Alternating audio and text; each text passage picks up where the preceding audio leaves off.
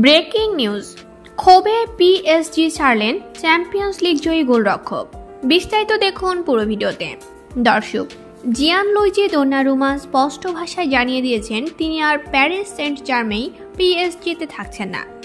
আজ বুধবার টটেনহ্যাম হটস্পারের বিপক্ষে উয়েফা সুপার কাপে স্কোয়াড থেকে বাদ দেওয়ার প্রতিবাদে এই সিদ্ধান্ত নেন। 2024-25 মৌসুমে পিএসজিকে প্রথমবারের মতো চ্যাম্পিয়ন্স লিগ জেতানো এই গোলরক্ষক। ইতালির এই গোলরক্ষক ইনস্টাগ্রামে লিখেছেন, প্রিয় প্যারিস সমর্থকরা, প্রথম দিন থেকেই আমি মাঠের ভেতর ও বাইরে সবকিছু দিয়েছি আমার জায়গা অর্জন করতে এবং প্যারিস সেন্ট জার্মেইয়ের গোলপোস্ট রক্ষা করতে।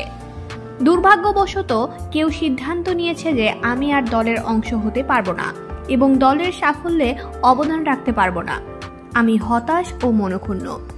এর আগে পিএসজি কোচ লুইস এনরিকে বলেন, এই কঠিন সিদ্ধান্তের 100% দায় তার।